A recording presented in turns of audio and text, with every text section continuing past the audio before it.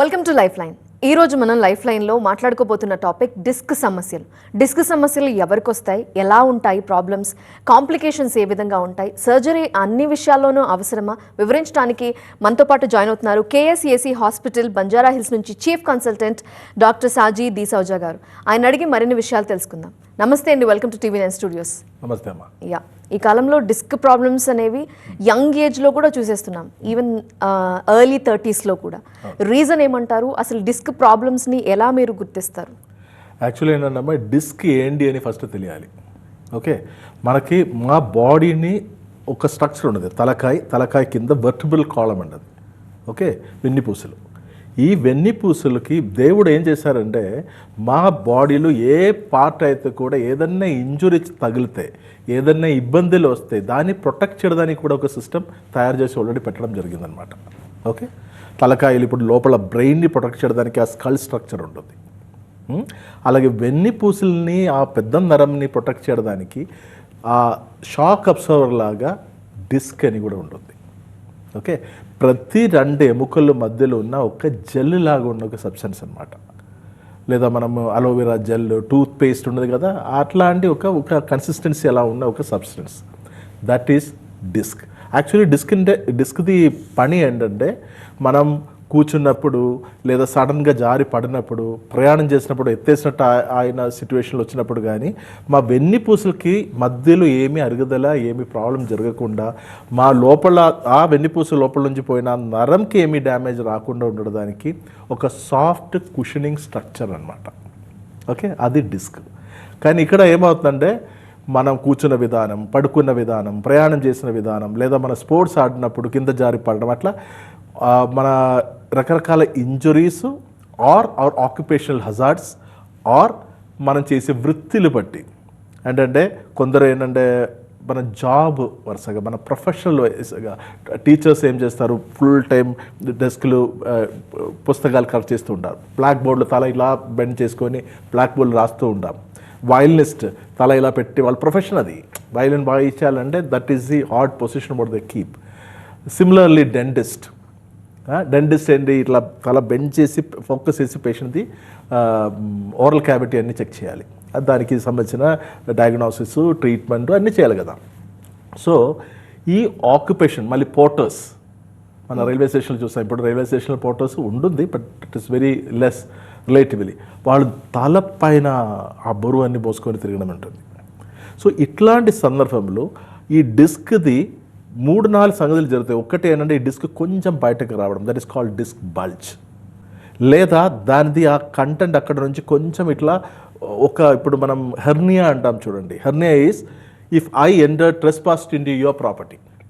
Okay, అది అలా విధంగా ఒక ట్రెస్ పాసింగ్ జరిగినప్పుడు, వేరే దాని మీద లోపల వెళ్ళడం జరిగినప్పుడు it is called disc herniation. మొత్తానికి బయటకు జారితే it is called disc prolapse. Okay, then disc can have dehydration, అంటే ఆ డిస్క్లో ఉన్న వాటర్ కంటెంట్ అది ఎండిపోయి అది మరీ హార్డ్గా అయి మారడం కండిషన్ ఉంటుంది. సో వెన్నుపూస మధ్యలో ఉన్న స్పేస్ పెరగడం ఛాన్సెస్ ఉంది. ఓకే, ఇంకొకటి ఏంటంటే మనం మూవ్మెంట్ చేసినప్పుడు కానీ మనం ఏదైనా చేసినప్పుడు ఈ ఎముకలది గ్యాప్ ముందుకు వెనక్కి ఏదైనా అయితే ఈ డిస్క్ బయటకు జారి పెద్ద నరం మీద పొడవడం అనేది జరుగుతుంది. ఓకే, సో ఆ పొడిచినప్పుడే మనకు రకరకాల నరాలు సంబంధించిన ప్రాబ్లమ్స్ రావడం ఉంటుంది. అంటే ఇప్పుడు మెడ దగ్గర జరిగింది అనుకోండి, అక్కడ నుంచి చెయ్యి లాగడం, గుంజడం, తిమిరి పెట్టడం, మండ రావడం, కళ్ళు తిరగడం, ఛాతీ భాగం నొప్పి రావడం.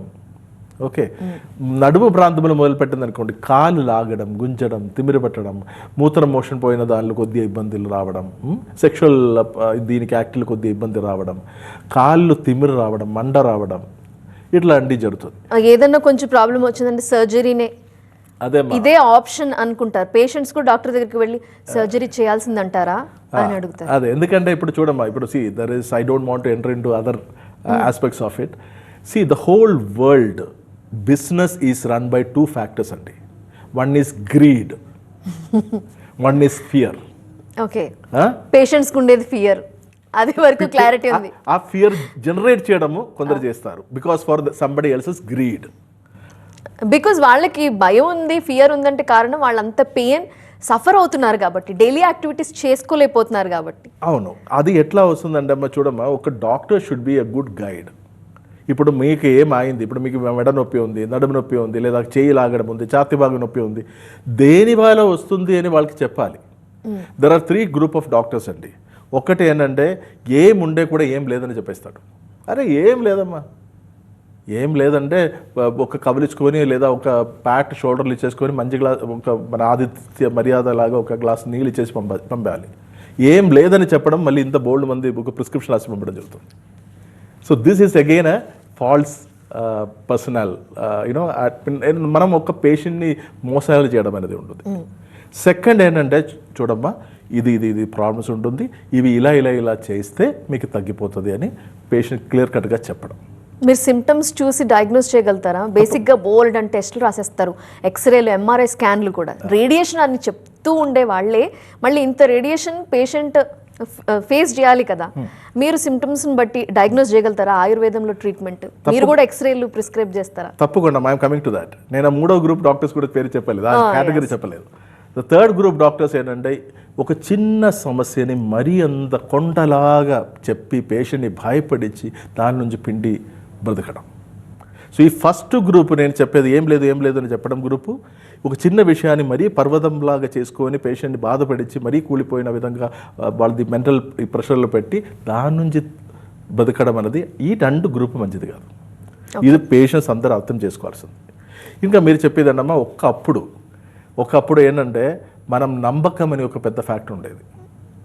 అది తల్లిదండ్రుల మధ్యలో కానివ్వండి, భార్య భర్తల మధ్యలో కానివ్వండి, పిల్లలు సిబ్లింగ్స్ మధ్యలో కానివ్వండి, టీచర్స్ అండ్ స్టూడెంట్స్ మధ్యలో కానివ్వండి, డాక్టర్స్ పేషెంట్ మధ్యలో కానివ్వండి, నమ్మకం. ఇప్పుడు అది ఎక్కడ ఉందమ్మా? ఒకప్పుడు నేను ఇప్పుడు ఆల్మోస్ట్ 26-27 ఇయర్స్ అవుతుందమ్మా నా ప్రాక్టీస్లో. నేను వీలైనంత వరకు టెస్టులు రాయకుండా నా వేలు ఇలా పెట్టి పేషెంట్ది స్పైన్ టచ్ చేసి ఫీల్ చేసి నేను ఎంఆర్ఐ రిపోర్ట్ రాసేవాడిని. ఇప్పుడు కూడా రాస్తున్నాను. గ్రేట్. కానీ కొందరికి ఇలా చూస్తారమ్మా, ఈ వీడేంటి ఇది కరెక్ట్ చెప్తున్నారా లేదా, అనుమానాలు, డౌట్లు. ఎందుకంటే పేషెంట్ కూడా తప్పు చెప్పడానికి లేదు, వాళ్ళకి మంచి అనుభవాలు కానీ ఎక్కువ చెడు అనుభవాలే డాక్టర్స్ దగ్గర, హాస్పిటల్ దగ్గర జరిగింది. So we can't complain or we can't pinpoint patients also, right? Because everybody reacts according to their experience what they undergo. సో అలాంటి ఒక అనుభవం వాళ్ళకు వచ్చింది కాబట్టి వాళ్ళు ప్రతి డాక్టర్ని ఇలా కళ్ళు వేరే విధంగానే చూస్తారు, వీడు నిజాయితీ అలా కాదాగేదన్నా. So what I did was, ఇప్పుడు ఇంకొకటి ఏంటంటే ఆయుర్వేదంని చిన్న చూపు చూస్తున్నది అప్పటి నుంచి ఉంటుంది, ఇప్పుడు కూడా కొనసాగుతుంది. అదేదో చెట్టు వైద్యం, అమ్మమ్మ వైద్యం, ఇది మన పసుళ్ళు, అది ఇది అని చెప్పుకొని చాలా విధంగా ఇదికి సైన్స్ లేదు, దీనిలో పత్తిని చూడాలి, దానిలో హెవీ మెటల్స్ వెళ్తున్నాయి అన్నీ మరీ అంతా పేషెంట్ని భయపడించడానికి ఒక గ్రూపు తిరిగి ఉండదన్నమాట. సో ఈ టైంలో I am going with an evidence based protocol. Okay, so ట్రీట్మెంట్కి ముందు రిపోర్టు, ట్రీట్మెంట్ తర్వాత report. I know there is radiation, ఎక్స్రేకి రేడియేషన్స్ ఉన్నాయి, ఎంఆర్ఐకి రేడియేషన్స్ ఉన్నాయి, సిటీకి any test will have its own side effects. అది లేదు, అది వద్దు. ఇప్పుడు నా దగ్గర కొన్ని సూపర్, నేను పేరు చెప్పను, తెలుగులో the biggest, richest or the most influential people are taking treatment under me now. వాళ్ళు ఏం చేయండి, సార్ డాక్టర్ గారు నాకు తెలుసు మీ గురించి, నాకు ఎట్టు విధంగా రిపోర్ట్స్ అవసరం లేదు, నన్ను మంచిగా చేసిస్తే చాలన్నా. సో అలాంటి పేషెంట్స్ కూడా నాకు ఉంటుంది. దర్ ఆర్ సర్టన్ పేషెంట్స్ ఎప్పుడు అనుమానాలు చూసిన వాళ్ళకి ట్రీట్మెంట్కి ముందు రిపోర్ట్ రాస్తాడు, ట్రీట్మెంట్ తర్వాత రిపోర్ట్ రాస్తాడు. సో ఎందుకంటమ్మా వెరిఫై చేసుకోండి. అప్పుడు ఒక మంచి పని చేసినట్టు నాకు, పేషెంట్కి నేను కరెక్ట్ చోట వెళ్ళిందని ఒక తృప్తి పేషెంట్కు, దానికోసం తప్ప వేరేం లేదు. So what I'm coming to tell is that మనకి ఏ జబ్బులు వస్తే కూడా అది నొప్పిలాగా బయట కనిపిస్తుంది. నొప్పి, వాపు, తిమ్మిరు, మంట ఇట్లాంటి లక్షణాల ద్వారా మన పేషెంట్స్ కానీ డాక్టర్స్ కానీ ఏం చేస్తారో తెలుసా, ఈ నొప్పిని తెలియకుండా చేయడానికి నొప్పి మాత్రలు ఇస్తాడు, వాపు తెలియకుండా లేదా ఇది పోవడానికి యాంటీ ఇన్ఫ్లమేటరీ డ్రగ్స్ ఇస్తారు. ఇలా సిమ్టమ్స్ వైజ్ వెళ్ళడం జరుగుతుంది. పాపం పేషెంట్ ఏమనుకుంటుంది, నా జబ్బు తగ్గిపోయిందని. ఇవి కొన్ని రోజుల తర్వాత మళ్ళీ ప్రెసిపిటేట్, ఈ మెడిసిన్స్ ప్రభావం తగ్గగానే మళ్ళీ ఇవి అన్ని బయటకు పడుతుంది. సో అలాగే ఒక 3-4 రౌండ్ ఒక డాక్టర్ దగ్గర వెళ్ళి మళ్ళీ ఇంకొక డాక్టర్, ఈ డాక్టర్ బాగాలేదని ఇంకొక డాక్టర్ దగ్గర వెళ్ళి అక్కడ తిరిగి చివరికి ఒక ఆయుర్వేదిక్ డాక్టర్, నాలాంటి ఒక ఆయుర్వేదిక్ డాక్టర్ దగ్గర వచ్చేప్పుడు పాపం పేషెంట్ కండిషన్ చాలా అడ్వాన్స్డ్గా ఉంటుంది. Oh okay, but what we do is that we are not treating pains, we are not treating symptoms. మనము ఇప్పుడు వెన్నుపూస ఎముకలు మీరు ఇప్పుడు ఇలా చూస్తే ఇలా ఉంటుందండి వెన్నుపూస ఎముకలు, ఈ మధ్యలో ఉండాలి డిస్క్. ఓకే, సో ఇది కంప్రెస్ అయ్యి కానీ ఎక్కువ గ్యాప్ అవ్వడం కానీ ఉండే డిస్క్ డీహైడ్రేట్ రావడం కానీ ఓకే జరిగితే ఈ డిస్క్ జారి పెద్దందర మీద పొడవడం జరుగుతుంది. ఓకే, ఇలా కంప్రెస్ ఉన్నప్పుడు కానీ let us talk about compress situation. నా పని ఏం చేయాలి, నేను ఈ ఎముకల్ని దూరం చేసి ఆ డిస్క్ని వీలైనంత వరకు లోపల సక్ చేసి పెట్టాలి. Again I am reiterating, disc bulge ద్వారా మరీ అంత ఇబ్బంది ఎవరికి ఉంటుందండి ప్రపంచంలో. మొబైల్ చూడడం వల్ల ఏంటి స్పైన్కి ప్రాబ్లం అంటే ఏం చెప్తారు? చూడండి, ఇప్పుడు నేను ఇలా చూసుకొని కంటిన్యూస్గా ఉందనుకోండి, my focus is always this. మా హెడ్ ఇలా వంగి ఇలా పొజిషన్లో, కొందరు ఇలా పడుకొని చూస్తారు గంట సేపులో. ఇది ఆక్వర్డ్ స్పైన్ పొజిషన్లో పెట్టుకొని చూడడం జరుగుతుంది. ఖచ్చితంగా మన that will affect our spine. మళ్ళీ తీసినప్పుడు అమ్మ అది అక్కడ ఇక్కడ పట్టుకోవడం, మళ్ళీ భుజం పట్టుకోవడం, చెయ్యి కొంచెం లాగడం, ఇదన్నీ వస్తుంది. సో ఇలాంటి జబ్బులన్నీ మనం కోరి తెచ్చుకునేవే అంటది, వంశపారంపర్యంగా వచ్చేది కాదు. సో ఇది మన posters, unwanted sitting positions, unwanted lying positions, unethical practices, మళ్ళీ కింద పడడం it is not in our hands కదా, మనకు తెలియదు, మనం it is an accident basically. So అలా జరిగినప్పుడు obviously we can't help, అది మనం ట్రీట్మెంట్ చేయాలి. But my suggestion to all the patients is that మీకు ఏదన్నా నొప్పి ఉండే దయచేసి ఏదన్నా డాక్టర్ దగ్గర వెళ్తే ట్రీట్మెంట్కి ముందు ఫస్ట్ రిపోర్ట్ తీయండి. మీరు డాక్టర్కి డబ్బులు ఇచ్చేది నాకు ఈ నొప్పి దేని వల్ల వచ్చింది అని తెలియడానికి, ఊరికే డాక్టర్ది సౌందర్యం చూసుకొని రావడానికి కాదు. సో మీకు జబ్బు ఏంటి అని తెలుస్తుంది. సరే ఓకే, ఇప్పుడు ఎముకలు ఇలా కంప్రెస్ అయింది లేదా ఎముకలు ఇట్లా ముందు వెనక అయింది, ఇట్లా అయిన సిచ్యువేషన్లో కడుపులో ఒక పెయిన్ కిల్లర్ తీసుకెళ్ళి ఎముకలు ఆటోమేటిక్ సెట్ అవుతుందా అండి? చెయ్యి ఇట్లా జారిపోయిన చెయ్యిని మనం మందులు తింటే ఆటోమేటిక్గా వచ్చే సెట్ అవుతుందా అండి? So there are certain treatments, అంటే డయాబెటీస్ కానీ, థైరాయిడ్ కానీ, యూనో కొలెస్ట్రాల్ కానీ, అట్లాంటి సందర్భంలో కడుపులో మెడిసిన్ తీసుకుంటే మనకు ఉపశమనం వస్తుంది. When there is a displacement of vertebra, displacement of the bone, displacement of anything in the body, that has to be again corrected back to the original position. అందుకే అక్కడ డిస్ప్లేస్మెంట్ అయిందా లేదా అనేది ఒక రిపోర్ట్ తీయడం పేషెంట్కి, సో డాక్టర్కి, when they should be in the same page. ఇద్దరికి అర్థం అవ్వాలి, అవును there is a issue that has been done. Treatment చేయాలి, ట్రీట్మెంట్ అయినాక మళ్ళీ రిపోర్ట్ చేయాలమ్మా అది తగ్గిందా లేదా అని. ఊరికే మత్తు గోళ్ళు మింగి తిరగబాకండి. ఒకటి మత్తు గోళ్ళు మింగి మన నర్వస్ సిస్టమే బ్రేక్ అవడం జరుగుతుంది. Okay, second thing is that it is every ulcer. ఇప్పుడు మీరు చూడండి, అసిడిటీ లేని ఒక్క పేషెంట్ కూడా లేదమ్మా. పేగల్లో ఏదైనా తేపులు, అసిడిటీ, గ్యాస్ ప్రాబ్లం, లేదా అన్నం తిన్నప్పుడు నొప్పి, కడుపు నొప్పి, ఇక్కడ నొప్పి, అక్కడ నొప్పి అని ఇలా మరి ఎంత మండలాగా రావడం, ఇట్లాంటి లేని ఒక్క పేషెంట్ చెప్పటండి. This all because of this pain killers and you know, అందుకే ఆ పెయిన్ కిల్లర్స్తో పాటు ఒక యాంటాసిడ్ ఇవ్వడం జరిగింది, ప్యాంటాప్ ఇస్తుంటారు. ఎందుకంటే everybody knows that this is going to effect your intestine. Okay, so అలాంటి చేయకుండా మనకి ఎముకలు కానీ డిస్క్ కానీ కదిలిందంటే అది తిరిగి పెట్టడం పరిష్కారం చూడాలి కదా. సో దీనిలో నేను ముందు చెప్పింది 90 to 95% డిస్క్ సమస్యలకి సర్జరీ అవసరం లేదు. సర్జరీ చేస్తే కూడా ఏంటి, ఇప్పుడు కీ హోల్ పెట్టి ఆ డిస్క్, హెర్నియేటెడ్ డిస్క్ని కట్ చేసి తీసేస్తున్నాడు, లేదా బల్జ్డ్ డిస్క్ని కట్ చేసి తీసేస్తున్నాడు. ఆ కట్ చేసి తీసుకోకుండానే బయట పైకి ఆ ఎముకలు సెట్ చేసి డిస్క్ని కొద్దిగా నార్మల్ రావడం కుదిరితే ఎందుకు కత్తి పెట్టాలి? So I'm of that philosophy. And ఇప్పుడు చూడండి, 26-27 సంవత్సరం నుంచి నేను ఇదే పొజిషన్, ఇదే ప్లేస్లో కూర్చొని నేను ట్రీట్మెంట్ చేస్తున్నాను. ఆపరేషన్ లేకుండా మీరు ట్రీట్మెంట్ చేస్తానంటున్నారు. ఏమైనా డిఫరెంట్ టైప్స్ ఉంటాయా based on his condition, patient condition బట్టి? ఇప్పుడు again I'm coming back to this వెన్నుపూస ఎముకలమ్మ. ఇప్పుడు నా దగ్గర వచ్చిన పేషెంట్స్ 90% ఏమవుతుందంటే ఈ ఎముకలు ఇట్లా కంప్రెస్ అయ్యి ముందు కనకపోయి డిస్టార్టెడ్ అవుతుంది. స్పాండిలోలిథసిస్ అంటది అండ్ స్పాండిలోలైసిస్, అది కూడా గ్రేడ్ 2, గ్రేడ్ 3, గ్రేడ్ 4, ఆ రేంజ్కి ఉన్న ఎముకలు మొత్తం పక్కకి జారి పెద్ద మీద పొడిచిన కండిషన్స్ ఉన్నాయి. దీనిలో మోడర్న్ మెడిసిన్లో చేసేది ఏంటంటే వెనకాతలు ఉన్న లామినాస్ అంటది, అది కట్ చేసి తీసేసి ప్లేట్ స్క్రూ పెట్టి ఫిక్స్ చేయడం. నేను అలాంటి సర్జరీస్ ఏం చేయకుండా బయటనే అది సెట్ చేసి ఇవ్వడం జరుగుతుంది. అంటే ఫిజియోథెరపీ కైండ్ ఏమన్నా మసాజెస్ ఉంటుందమ్మా. ఆయుర్వేదిక్ హెర్బల్ ఆయిల్స్తో ఆ ఎముకల్ని మసాజ్ చేసి కరెక్ట్ విధంగా పెట్టడం జరుగుతుంది. ఇది కరెక్ట్ అయిందా లేదా అని మళ్ళీ టెస్ట్ చేసి చూడాలి కదా. అందుకే your first question what you ask, first కాదు second question what you ask reports, so that పేషెంట్కి ఒక తృప్తి ఉంటుంది. ఓకే, నేను వెళ్ళిన చోట నాకు కరెక్ట్ ట్రీట్మెంట్ జరిగింది, కరెక్ట్. సో ఇది ట్రీట్మెంట్కి ముందు తర్వాత చేస్తే పేషెంట్స్ ఆర్ ఆల్ హ్యాపీ. బేసిక్గా పెయిన్ ఉన్నప్పుడే రావాలి అని చెప్తుంటారు కదా, మసాజ్ అన్నప్పుడు మీరు సెట్ చేయాల్సి వచ్చినప్పుడు పేషెంట్కి ఆ తర్వాత ఏమైనా పెయిన్ ఎక్కువగా ఉంటుందా? మీరు అలానే వీటితో పాటు ఈ మసాజ్ థెరపీతో పాటుగా ఇన్సైడ్ వేసుకోవడానికి మందులు కూడా ఇస్తారా? తప్పకుండా మెడిసిన్స్ కూడా ఉంటుందమ్మా. బికాస్ అక్కడ లిగమెంట్ ఇంజరీ ఉంది, కార్టిలేజ్ ఇంజరీ ఉంది. కార్టిలేజ్ రీహైడ్రేషన్ అయినది, డీహైడ్రేట్ అయినది మళ్ళీ రీహైడ్రేట్ చేయాలి కదా. సో దానికి ఇది ఉంటుంది. నర్వ్ ఇంజరీ జరిగితే నర్వ్ ఇంజరీని మనం క్లియర్ చేసి రావడానికి మెడిసిన్స్ ఇవ్వాలి. ఓకే, లిగమెంట్ ఇంజరీ ఉంటే లిగమెంట్ ఇంజరీని క్లియర్ చేయాలి. అక్కడ ఎక్స్ట్రా క్యాల్సిఫికేషన్ ఏమైనా స్పైన్లో జరిగిందంటే దాన్ని డీకాల్సిఫై చేయాలి. సో ఇట్లాంటి సందర్భంలో అన్ని మెడిసిన్స్ ఇవ్వడం అనేది ఉంటుంది.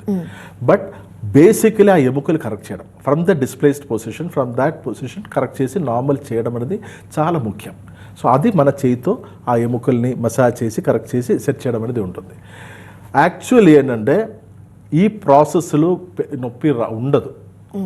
Then there is two condition. ఇప్పుడు మామూలుగా చిన్న cervical spondylosis, lumbar spondylosis, disc bulge అట్లాంటి కేసెస్ అయితే క్రమేబీ నొప్పి తగ్గి వస్తుంది. ఓకే, కానీ నా దగ్గర వచ్చేవరకు పేషెంట్కి న్యూరోపతి కూడా ఉంటుంది. Sensory neuropathy, motor neuropathy, mixed polyneuropathy, sensory motor రెండు కూడా కలిపింది, డీమైలినేటింగ్ న్యూరోపతి, రాడికులోపతి, ఇట్లాంటి కొన్ని పదీస్ ఉన్నాయి. అంటే మనం నరం చచ్చిపడిపోవడం. ఇప్పుడు ఈ వెన్నుపూసలోది కరెక్ట్ టైంకి ట్రీట్మెంట్ ఇవ్వలేదు అనుకోమ్మా, చేతులు కాలిపోయిన నరాలు మెల్లగా చచ్చిపడిపోతాయి. Okay, and it is a kind of slow paralysis. So ఆ సిచ్యువేషన్ నా దగ్గర వచ్చినప్పుడు, నేను ట్రీట్మెంట్ చేసినప్పుడు ఈ నరాలు జిందా వస్తుంది కదా, జిందా వచ్చినప్పుడు స్టార్టింగ్లో వాళ్ళకి కొంచెం నొప్పి పెరుగుతుంది, తర్వాత క్రమేపీ తగ్గిపోతుంది. And in my dictionary there is no disease called pain, కాబట్టి I will never give a pain killer. So pain killer ఇస్తే పేషెంట్కి ఫస్ట్ డే నుంచి నొప్పి తెలియదు. మనం పెయిన్ కిల్లర్స్ ఇవ్వము. అంటే pain is not at all a disease, pain is just a symptom. So ఇప్పుడు మీరు పెయిన్ కిల్లర్స్ వేస్తూ ఉండదనుకోండి, మీకు జబ్బు తెలుస్తుందని తగ్గిందని ఎలా తెలుసు? నిజం. సో మనం ఇక్కడ పెయిన్ కిల్లర్స్ కాదు, ఆ జబ్బు ఏంటి జరిగిందో ఆ గ్రాస్ రూట్ లెవెల్ వెళ్ళి ఆ వేరు నుంచే జబ్బుని క్లియర్ చేయడమే అవర్ ఫోకస్. సో పేషెంట్కి అంటే శాశ్వతంగా ఒక పరిష్కారం రావడం అనేది జరుగుతుంది. ఎన్ని రోజులు తీసుకోవాలంటారు ఈ ట్రీట్మెంట్, ఈ మసాజ్ థెరపీ? ఒకసారి మధ్యలో ఏమన్నా బ్రేక్ ఇచ్చారనుకోండి, మళ్ళీ ద బిగినింగ్ నుంచి స్టార్ట్ చేయాల్సి ఉంటుందా కోర్స్ అంతా, లేకపోతే ఎలా ఉంటుంది? లేదమ్మా, ఇప్పుడు ఏంటంటే మనకి నేనైతే అది డిరైవ్ చేయడం అనేది మల్టిపుల్స్ ఆఫ్ 7, 14, 21, 28 ఇట్లా మల్టిపుల్స్ ఆఫ్ 7. ఓకే, సో అది ఎందుకంటే ఆ పేషెంట్ది సివియరిటీ బట్టి ఎన్ని ఎముకలు ఎఫెక్ట్ అయింది. జస్ట్ ఒక్క ఎముకలే పక్కకి పోయిందా, ఇప్పుడు మెడ దగ్గరనే చెప్తే C5, C6 మాత్రం పక్కకి జారిందనుకో, లేదా కంప్రెస్ అయిందనుకో, అది మాత్రమైతే మనకు ఒక వారంలో అయిపోతుంది. ఓకే, ఒక 4-5 ఎముకలు ఉంటుంది, C3, C4, C5, C6, C7 అని ఉంటే మనకు ఒక 2 వారాల టైం పడుతుంది. స్పైన్ అండ్ డిస్క్ ప్రాబ్లమ్స్కి KCSE హాస్పిటల్ ఇంతగా పాపులర్ అవడానికి కారణం అంటే ఏం చెప్తారు? Only spine and disc problems మాత్రమే కాదు, అదర్ డిసీజెస్ కూడా ట్రీట్ చేస్తారని విన్నాం. అవునమ్మా, ఇప్పుడు స్పైన్ది చెప్పాలంటే ఇప్పుడు ప్రతి డాక్టర్స్కి ఏదో ఒక ప్రేమ ఉండొచ్చు కదా. ఓకే, ఒక్క సబ్జెక్ట్ మీద ప్రేమ అంటే they can XL, you know sky is the limit. So అలాగే వెన్నుపూస సమస్యలకి నేను అది నా ఫస్ట్ లవ్ లాగా ఉండేది. So I was very much focusing on that. So మా హాస్పిటల్లో first and the best treatment ఈ రోజు వరకు వచ్చేది, because I'm the chief consultant over there, ఈ స్పైన్. అంటే వెన్నుపూసలు, మెడల్, cervical spondylosis, disc bulge, disc prolapse, మన ఎముకలు పక్కకి జాడ spondylolisthesis, spondylolysis, lumbar disc prolapse, అట్లా వెన్నుపూసలకి జరిగిన అన్ని సంగతులకి. దెన్ దెర్ ఇస్ ఓస్టియోఆర్థరైటిస్, మోకాల్ది సమస్యలకి. అది కూడా మన సర్జరీ లేకుండా తగ్గిస్తవచ్చు. అది కూడా before treatment and after treatment ఎక్స్రేలోనే తెలుస్తుంది పేషెంట్కి. Then sinusitis, then obesity, okay, then piles, fissure, fistula. It is a miraculous treatment అమ్మా. ఏనోరెక్టల్ కేసెస్లో, అర్షములల్లా దీనిలో సర్జరీయే లేకుండా ఒక ట్రీట్మెంట్ ఉంటుంది. ఆయన ఒక్కసారి చేసే లైఫ్లో రాదు అది. And that is been justified by WHO, ప్రపంచ ఆరోగ్య సంస్థ. ఇది ఎంతమందికి తెలుసు? అందరూ పైల్స్ వస్తే వెంటనే పోయి సర్జరీ చేస్తున్నాడు. సర్జరీ అవసరం లేదు. సర్జరీ లేకుండా there is a parasurgical procedure which is miraculously successful. Rheumatoid arthritis, కీళ్ళ నొప్పులు, చిన్న చిన్న నొప్పులు, మన బ్లడ్లు ఇవన్నీ ఇట్లా వాసిపోయి చేయి కాలు ఇలా వంకరగా పోవడం, that also we have treatment. అది కూడా ట్రీట్మెంట్కి ముందు బ్లడ్ రిపోర్ట్, ట్రీట్మెంట్ తర్వాత blood report. Okay, then you go any disease అమ్మా, any disease we have a before and after treatment. Paralysis, రకరకాల paralysis, if it is an infarct or if there is bleed, అది కూడా అది ఆ size బ్లీడ్ది క్లాట్ది size తగ్గడం మనకు కనిపిస్తుంది treatment తర్వాత. ఆర్ ఇన్ఫాక్ట్ సైజ్ తగ్గడం జరుగుతుంది మనం ట్రీట్మెంట్ తర్వాత. పేషెంట్ది చేయికాలు ఆడడం కాకుండా. ఓకే, అలాగే చాలామంది రోడ్ ట్రాఫిక్ యాక్సిడెంట్లు కానీ పైనుంచి కింద పడి స్పైన్కి ఇంజరీ జరిగి సర్జరీ అని అయిపోయి ఫుల్ టైం బెడ్ రిడన్గా ఉంటుంది కదా, వీఆర్ మేకింగ్ దమ్ వాక్. మన ట్రీట్మెంట్లో ఆ నరాలు డిస్కనెక్ట్ అయిపోయి ఏం యాక్టివిటీ లేని నరాలు మళ్ళీ తిరిగి వచ్చేసి పేషెంట్ వాకర్ పెట్టుకొని మళ్ళీ ఎవరైనా చేయబడుకొని నడిచి సొంతం పని తనంతా చేసిన విధంగా ఎన్నో పేషెంట్స్ మారినాయి. So there are a plethora of diseases what we tackle. Right, thank you doctor Saji గారు. ఈరోజు డిస్క్ ప్రాబ్లమ్స్ సంబంధించి వివరించినందుకు, ఎలాంటి ట్రీట్మెంట్స్ అందుబాటులో ఉన్నాయి, సర్జరీ లేకుండా ఎలాంటి మెథడ్స్ మీరు ఫాలో అవుతుంటారు, అలాగే ఎలాంటి పోస్చర్ మెయింటైన్ చేయాలి మాకు వివరించినందుకు thank you so much. My pleasure అండి, థ్యాంక్స్. సో ఇది వాల్టీ లైఫ్ లైన్. అప్డేట్స్ కొనసాగుతాయి, చూస్తూనే ఉండండి TV9.